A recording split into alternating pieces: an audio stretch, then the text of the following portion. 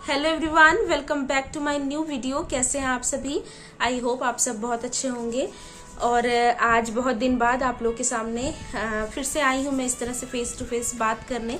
Actually बीच में ना कोई सी भी वीडियो नहीं जा पा रही थी और बार बार कहती हूँ मैं कि अब आपके साथ कंटिन्यू व्लॉग शेयर करूँगी, कोशिश भी करती हूँ, लेकिन सिचुएशन कुछ इस तरह की हो गई थी आने वाले पिछले दिनों में कि नहीं मैं कर पा रही थी। और बहुत सारे लोग हैं जो कंटिन्यू मेरी वीडियो देखते हैं रेगुलर बेसिस पे, तो हालांकि कमेंट्स वगैरह तो इतने सारे नहीं आते कुछ, लेकिन मेरे रिलेटिव्स भी हैं, मेरी फैमिली मेम्बर्स भी हैं, कुछ फ्रेंड्स हैं, तो कंसर्न थे लोग कि मैं वीडियो क्यों नहीं डाल रही हूँ। तो फाइनली आज मुझे लगा कि आप लोग के साथ एक न्यूज़ शेयर कर दी जाए कि क्यों वीडियोज़ में कंटिन्यू नहीं डाल पा रही थी। तो बात ये है ना कि बीच में थोड़ी सी प्रॉब्लम हो गई थी, प्रॉब्लम मेरी हेल्थ इशू हो गई थी। तो वो कोई बैड न्यूज़ नहीं था या कुछ गलत चीज़ नहीं थी, एक गुड न्यूज़ ही थी कि मैं ना प्रेग्नेंट हूँ, अभी मैं आपको बता रही हूँ। और स्टार्टिंग के दिनों में थोड़ी सी मुझे मेरी प्रेगनेंसी में प्रॉब्लम्स भी आ रही थी। जैसे बात ये है ना कि मैं 4th फ्लोर पे रहती हूँ, फ्लैट है हमारा और इसमें कोई लिफ्ट कुछ भी नहीं है। तो आपको पता ही है जैसे जब स्टार्टिंग होती है तो डॉक्टर्स कहते हैं कि थोड़ा सा संभाल के रहना है, लेकिन मेरे लिए ना पॉसिबल नहीं था कि मैं संभालूं बहुत ज़्यादा, क्योंकि आपको पता है मेरा एक लड़का है 6-6.5 साल का है और कंटिन्यू वो स्कूल जाता था, ट्यूशन जाता था और मैं न्यूक्लियर ही रहती हूँ, मेरे साथ यहाँ पे अभी कोई नहीं रहता है। हस्बैंड सुबह चले जाते हैं ऑफिस, तो ऑफिस जाते समय तो वो आरोग्य को स्कूल छोड़ के जाते थे, लेकिन स्कूल से लाने की जिम्मेदारी, फिर ट्यूशन छोड़ने की जिम्मेदारी, ट्यूशन से लाने की जिम्मेदारी, और फिर बीच में कहीं कोई सामान घटा या कुछ भी हुआ तो 4th फ्लोर से चढ़ना उतरना बहुत ज़्यादा मतलब हो रहा था मेरा, चाह कर भी मैं उस चीज़ को नहीं रोक पा रही थी। और ये इन्हीं सारी चीज़ों को ध्यान में रख के, क्योंकि मैं हाइपोथायराइडिज्म की भी पेशेंट रही हूँ, अभी भी हूँ, मेरी थायराइड थोड़ी सी जो है हाई साइड पे ही रहती है, TSH मेरा थोड़ा सा बढ़ा हुआ ही आता है, तो उस वजह से थोड़ा सा कंसीव करना मेरे लिए भी दिक्कत ही थी। लेकिन ये है कि कंसीव करने में मुझे कभी प्रॉब्लम नहीं हुई, टच वुड। आरोग्य के टाइम पे भी और आरोग्य के बाद भी 1-2 प्रेगनेंसी ऐसी हैं जो मतलब मिसकैरेजेस हुए हैं मेरे, तो नहीं मैं मतलब कहने का ये मतलब है कि उस टाइम में नहीं कर पा रही थी, लेकिन इस टाइम भी मतलब आरोग्य जब से ठीक ठाक हो गया था ना, तो उसके बाद फिर मैंने यही सोचा था कि मैं नहीं करूँगी दोबारा बेबी, क्योंकि बच्चे को न्यूक्लियरली पालना और संभालना एक बहुत बड़ा टास्क होता है। तो हमने और मेरे हस्बैंड ने, हम दोनों ने यही डिसाइड किया था कि एक ही बच्चा बहुत है, नहीं करेंगे। और इस चीज़ में 7 साल निकल गए, आरू मेरा 7 साल का होने वाला है, तो हमने बीच में कभी भी बेबी प्लान नहीं करा।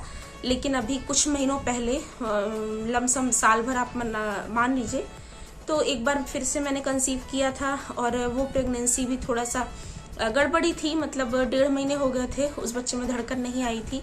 और फिर उसके बाद से हम और भी ज़्यादा थोड़ा सा सतर्क थे। लेकिन फिर से जब इस बार ये प्रेगनेंसी मेरी कंसीव हुई, तो ये चीज़ थी कि कभी हमारे दिमाग में ये नहीं आया कि हम कुछ गलत स्टेप लेंगे अगर मैं प्रेग्नेंट हुई तो ये तो नहीं आया था। हाँ, लेकिन मैं इस चीज़ के लिए थी कि मैं अपने काम पूरे करूँगी, प्रॉपर करूँगी, बेड रेस्ट वगैरह या ऐसा कुछ मेरे लिए पॉसिबल भी नहीं था और मैं कर भी नहीं सकती थी और मैंने करने का सोचा भी नहीं। मैंने यही सोचा कि जिसको आना होता है वो आता है, चाहे कुछ भी कर लो उसके लिए। तो मैं अपने कोई काम रोक नहीं सकती थी, क्योंकि बच्चे की पढ़ाई लिखाई बहुत सारी चीज़ें थी जो पॉसिबल नहीं थी। तो मैंने अपना काम कंटिन्यू करा, लेकिन ऊपर वाले की दया से ये बेबी मेरा बिल्कुल ही स्वस्थ था, सही था। और 1.5 महीने बाद जब मैंने पहला अल्ट्रासाउंड करवाया तो उसमें इसकी हार्ट बीट भी आ चुकी थी और मतलब प्रॉपर जो फॉर्मेशन था फिटस का वो हो रहा था। तो अभी 24 तारीख से 6वां महीना लगा है, मतलब आने वाले 24 से मैं 3rd ट्राइमेस्टर में एंटर करूंगी, 7वां महीना लग जाएगा। और टच वुड इन 6 महीनों में सब कुछ काफ़ी अच्छा रहा। बीच में प्रेगनेंसी में छोटी मोटी चीज़ें होती रहती हैं। अब जैसे मैं थायराइड की पेशेंट हूँ, तो थायराइड मेरा सडनली बहुत ज़्यादा बढ़ गया था, तो उसकी वजह से उन्होंने मेरी दवाइयाँ दी थी। और बाकी अगर आप लोग टेस्ट वगैरह कराते होंगे तो आपको पता होगा, एक ग्लूकोज टॉलरेंस टेस्ट होता है जो कि 3रे महीने में मेरा हुआ था, तो उसमें मेरा जेस्टेशनल डायबिटीज़ भी डिटेक्ट हुई थी। तो उसके लिए मुझे कोई दवाई वगैरह उन्होंने नहीं दी थी। डॉक्टर ने यही बोला था कि बीइंग अ थायराइड पेशेंट आपका शुगर बढ़ जाना थायराइड प्रेगनेंसी में बहुत ही जनरल सी बात है, और ये 100 में से 80 लेडीज का बढ़ ही जाता है। आरोग्य के बारे में मैंने ये सारे टेस्ट नहीं कराए थे, क्योंकि मुझे इतना नॉलेज नहीं था, एज भी कम थी और नॉलेज नहीं था, तो मैंने ये सारे टेस्ट नहीं कराए। तो मुझे नहीं पता कि आरोग्य के बारे में भी ये चीज़ थी कि नहीं उस टाइम पे, लेकिन इस टाइम मैंने काफ़ी सतर्क रह के चीज़ों को हैंडल करा है। तो सोचा तो था मैंने बहुत पहले मैं आप लोग के साथ शेयर कर दूं, क्योंकि आप लोग मेरी फैमिली हो। हर रोज़ मैं कंटिन्यू आती थी आप लोग के साथ वीडियो शेयर करने, अपने ब्लॉग शेयर करने, तो मेरा फ़र्ज़ बनता था कि कोई भी चीज़ अगर हो रही है तो मैं आपको बताऊं। लेकिन कुछ चीज़ों को लेकर मन में थोड़ा सा डर भी था, कुछ ऐसे टेस्ट थे जो मुझे करवाने थे, तो मैं वही सोच रही थी कि उसके रिजल्ट्स आ जाएं और रिपोर्ट आ जाए, सब कुछ नॉर्मल हुआ तो आपके साथ ये न्यूज़ मैं शेयर ज़रूर करूँगी। तो आज की डेट पे मेरे सारे टेस्ट, सारे अल्ट्रासाउंड, सारी सोनोग्राफी, जो कुछ भी है सब कुछ बिल्कुल नॉर्मल है और बहुत अच्छी रिपोर्ट आई है।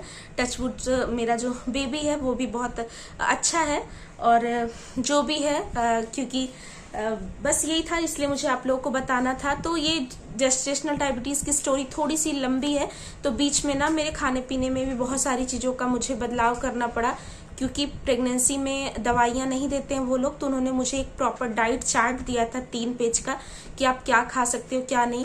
उसमें जो फैट था, प्रोटीन था, ये सारी चीज़ों का एक निश्चित मात्रा थी जो दिन भर में मुझे लेनी थी। तो 2-3 महीने ना मुझे अपने आप पे बहुत ज़्यादा वर्क करना पड़ा। जैसे मैंने चाय बिल्कुल ही बंद कर दी थी और दूध भी आधी किलो के अंदर, चाहे आप दही खा लो, छाछ खा लो, चाय पी लो, कुछ भी कर लो। तो इस तरह से ना अपने ऊपर ध्यान देते देते मैं व्लॉग्स नहीं कर पा रही थी। और आपको पता है जब अकेले हम होते हैं और अकेले हमें सारी चीज़ें हैंडल करनी होती हैं तो बड़ा टफ हो जाता है। जब हम रफ टफ कुछ करते रहते हैं ना, जैसे कुछ भी बना लो, कुछ भी खा लो, तो इतनी ज़्यादा प्रॉब्लम नहीं होती। लेकिन जब आपको उसी चीज़ का फिक्स अमाउंट हो जाए कि इतना ही खाना है, इतनी देर में खाना है और ये करना है, तो थोड़ी सी प्रॉब्लम होती है। और बच्चे के साथ तो और भी ज़्यादा होती है। तो कई बार ऐसा होता था दिन में मुझे 2-2, 3-3 चीज़ें बनानी पड़ जाती थी। तो कोशिश मैं बीच बीच में आपको पता है आती भी थी व्लॉग्स लेकर के, लेकिन मैं कंटिन्यू नहीं कर पा रही थी क्योंकि मेरे लिए पॉसिबल नहीं था। तो अभी 15-20 दिन पहले जब मैंने फिर से टेस्ट करवाया, वही ग्लूकोज टॉलरेंस वाला, तो उसमें मेरा शुगर, थायराइड वगैरह सब कुछ बिल्कुल नॉर्मल आया है। और 6 मंथ में एंटर करते ही सारी चीज़ें बिल्कुल ठीक हो गई। और जो कुछ टेस्ट थे जो थोड़ा सा एक्सपेंसिव थे, जो मुझे कराने भी ज़रूरी थे, तो आज की डेट पे मेरा लेवल 2 का भी अल्ट्रासाउंड हो चुका है, जिसमें आपका जो बेबी होता है उसकी हर चीज़ का टेस्ट होता है, मतलब उसके सर के बाल से लेके पैर के नाखूनों तक का, वो सारा टेस्ट भी हो चुका है। तो वो सारी चीज़ें नॉर्मल आई हैं। और उसके अलावा एक कॉर्टिकल मार्कर टेस्ट उन लोगों ने मुझे सजेस्ट किया था, मेरे डॉक्टर ने। तो कॉर्टिकल मार्कर टेस्ट अगर आप नहीं जानते तो आप नेट पे सर्च कर सकते हैं। अदरवाइज आप अगर कहोगे तो मैं एक डिटेल वीडियो इस चीज़ पे बना के ले आऊँगी कि किस केसेस में बोला जाता है ये कराने के लिए। और कोई पर्टिकुलर केस भी नहीं है, आजकल चीज़ें और टेक्नोलॉजी काफ़ी ज़्यादा एडवांस है। अब पेट में पल रहे बच्चे के साथ क्या हो रहा है, क्या नहीं, वो कैसा है, आप पहले से ही जान सकते हो। अगर आपका बजट थोड़ा सा अच्छा खासा है तो थोड़ा सा महंगा होता है, लेकिन मैं यही सजेस्ट करूंगी कि अगर आप लोग प्रेग्नेंट हैं तो एक बार ये टेस्ट जरूर करवा लीजिए, ताकि आपका मतलब माइंड भी थोड़ा सा शांत हो, रिलैक्स हो। क्योंकि हम अंदर तो देख नहीं सकते कि जो पल रहा है वो कैसा है कैसा नहीं, वो डॉक्टर ही बता सकते हैं। और ब्लड टेस्ट वगैरह ही होते हैं जिनसे पता चलता है। तो मैंने भी करा लिया है और ये है मेरी सारी रिपोर्ट्स, सब कुछ। क्योंकि पता है ये सोशल नेटवर्किंग साइट है, यहाँ पे अगर आपको 10 अच्छे लोग देखते हैं तो 1-2 बुरे लोग भी देखते हैं, जिनके मन में बहुत सारी चीज़ें होती हैं। खैर मेरी पब्लिक अभी इतनी बड़ी नहीं है, मेरी जो ऑडियंस है जो मुझे देखती है वो सारे जेन्युइन हैं और सारे ही बहुत ज़्यादा पॉजिटिव हैं, बहुत ज़्यादा अच्छे हैं, जिनमें ज़्यादातर मेरी फ्रेंड्स, फैमिली और कुछ मेरे ऐसे यूट्यूबर्स ही हैं जो देखते हैं, व्लॉगर्स जो नए हैं। तो उन लोगों ने कभी भी मुझे कोई गलत कमेंट नहीं किया है और ना ही कुछ मेरे बारे में उल्टा सीधा बोला है। तो प्लीज़ आप लोग आगे भी ऐसे ही सपोर्ट करिएगा। लेकिन जब मैं आपको कोई बात बता रही हूँ तो मेरा फ़र्ज़ बनता है कि मैं उस चीज़ को सच में आपको बताऊं। तो कोई ये ना सोचे कि मैं कंटेंट यहाँ पे क्रिएट कर रही हूँ या मैं व्यूज़ के लिए ऐसा सब कुछ कर रही हूँ, ऐसा कुछ नहीं है। इतनी बड़ी गुड न्यूज़ या इतनी बड़ी बात कोई व्यूज़ के लिए नहीं करता है। तो मुझे ऐसा लगता है कि आप लोग को मुझे कंफर्म भी कर देना चाहिए। तो अभी मैं आपको अपनी रिपोर्ट भी दिखाने वाली हूँ। तो ये है, देखिए मेरी रिपोर्ट। ये यहाँ पे नाम इस तरह से आपको इसमें उल्टा दिख रहा होगा फ्रेम की वजह से। और ये लेवल 2 का जो टेस्ट है उसकी रिपोर्ट है। तो इसमें आप साफ साफ देख सकते हैं। इसको मैं बहुत ज़्यादा पढ़ के तो आपको नहीं दिखा रही, लेकिन इसमें साफ साफ देखिए लिखा हुआ है प्लेसेंटा वगैरह सारी ही चीज़ें, और ये जो टेस्ट वगैरह हुए हैं सब कुछ। तो बस यही गुड न्यूज़ आपको देनी थी कि टेस्ट हो चुके हैं, सारी चीज़ें हो चुकी हैं, और 24 तारीख से मैंने अपने 6ठे महीने में एंटर किया है। मतलब मेरा सेकेंड ट्राइमेस्टर जो है वो ऑलमोस्ट ख़त्म होने वाला है। आने वाले 24 से मैं अपने थर्ड ट्राइमेस्टर में एंटर करूंगी, मतलब 7वां महीना लग जाएगा। और जो डॉक्टर ने मुझे डिलीवरी डेट दी है वो दी है 29 सितंबर की। और सबसे अच्छी बात यह है कि मेरा आरोग्य भी 30 सितंबर का है। मतलब इस बच्चे का और आरोग्य का जो है ना वो बर्थ टाइम बिल्कुल सेम ही है। आरोग्य का भी मुझे 5 अक्टूबर मिला था डेट, लेकिन आरोग्य 30 सितंबर को ही हो गया था। और इस बच्चे का भी मुझे 2 अक्टूबर डेट मिला है, और लेकिन वो 29 अक्टूबर कह रहे हैं कि उसमें तो जी बस यही मैं बता रही थी। तो चलिए 29 सितंबर डेट मिली है, और उसके अंदर कभी भी डिलीवरी हो सकती है। और अब मैं ठीक भी हूँ, तो मैं कोशिश यही करूंगी कि आप लोग के साथ रेगुलर तो अभी भी मैं नहीं कर पाऊंगी, क्योंकि थोड़ा सा थक जाती हूँ, काम वगैरह उतना ज़्यादा होता नहीं। लेकिन निशी आई हुई है। निशी एक्चुअली आई थी अपना पेपर देने के लिए। अगर आपने मेरी पुरानी वीडियोज़ देखी हो तो आपको पता है निशी मेरी बहन है, तो बीएड कर रही है वो यहाँ गाजियाबाद से ही। तो उसका एग्ज़ाम देने वो पिछले 2 साल से आती है, तो आई है तब से बड़ी हेल्प हो गई है। बहुत सारी चीज़ें वो कर लेती है। और अभी तो स्कूल भी बंद है, तो स्कूल ले जाने ले आने का भी कोई सिस्टम नहीं है, तो मतलब मैं रिलैक्स ही करती हूँ, और मैं ठीक भी हूँ। तो देखती हूँ अब बीच बीच में वीडियोस आपके लिए बनाती रहूँगी। और मेरी फैमिली मेम्बर्स में भी मैंने भी बहुत सारे लोगों को नहीं बताया था। मेरे मायके में मेरी मम्मी को पता था, और जब निशी यहाँ आई ना तो निशी को पता चला। बाकी मैंने अभी किसी को नहीं बताया था, इन लॉज वगैरह को भी नहीं बताया था, लेकिन अब मैं बताऊंगी। और ऐसा कुछ छिपाने वाला नहीं था, बस यही इसलिए नहीं बता रही थी कि एक बार सारी चीज़ें कंफर्म हो जाए, सब कुछ सही आ जाए, तब मैं बताऊंगी। और ये तो कोई छिपने वाली चीज़ है नहीं। तो एक लंबा टाइम मतलब बीत गया है और सब कुछ अच्छा है, तो अब मैं अपने इन लॉज को भी बता दूंगी। और जो मेरे फ्रेंड्स हैं, मेरी फैमिली हैं, मेरे रिलेटिव्स हैं, वो मेरी वीडियो तो देखते ही हैं, तो उनको इस सबसे पता चल जाएगा। तो आप ना मुझे, मेरे बच्चे को और मेरी फैमिली को, मेरे हस्बैंड को, सभी लोगों को अपना प्यार, अपना आशीर्वाद दीजिएगा, और उम्मीद करिएगा कि सब कुछ अच्छा सा हो जाए। क्योंकि यार अकेले ना चीज़ें मैनेज करना थोड़ा सा मुश्किल होता है। थोड़ा सा नहीं, मुझे लगता है बहुत ज़्यादा मुश्किल होता है, खासकर तब जब आपके पास ऑलरेडी एक बच्चा है। और बहुत डर रही थी मैं, और मेरी फैमिली में भी सबको पता है, बहुत सारी चीज़ें थी। अब यहाँ पे ऑन कैमरा आप लोग को हर चीज़ नहीं बताई जा सकती, लेकिन अंदर जो चल रहा था या जो चीज़ें मैं सोच रही थी, मेरे हस्बैंड जो चीज़ें हम लोग सोच रहे थे ना, वो थोड़ी एक अलग सी स्टोरी है। तो अगर कभी ऐसा लगा कि आपके साथ शेयर करनी चाहिए तो करूँगी।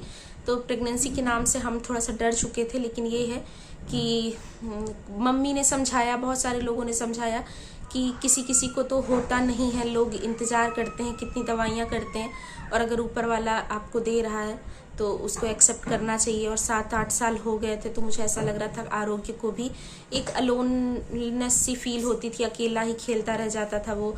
उसके साथ बच्चे को ना बच्चा ही चाहिए होता है खेलने के लिए।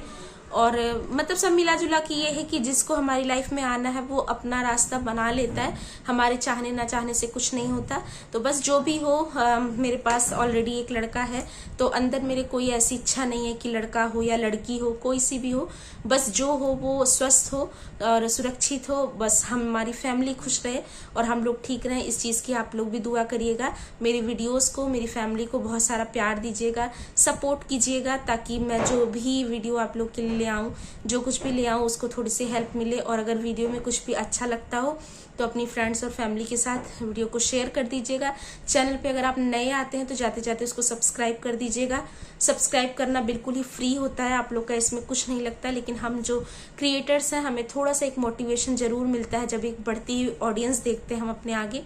तो बस यही है। चलिए इसी गुड न्यूज़ के साथ अपने इस वाले वीडियो का यहीं पे करती हूँ एंड, और मिलूंगी आपसे जल्द ही एक नए व्लॉग में अच्छी अच्छी वीडियोस के साथ, और आपके साथ अपनी प्रेगनेंसी की जर्नी भी शेयर करूंगी कि मैं कैसे सिंगल हैंडल करती हूँ सब कुछ, अपने बच्चे का, अपनी फैमिली का और अपने घर का। और वीडियोस तो शेयर करूंगी ही करूंगी, हालांकि रोज नहीं कर पाऊंगी, तो अल्टरनेट डेज पे करती रहूंगी। तो प्यार जरूर दीजिएगा, सपोर्ट करिए टेक केयर, बाय बाय।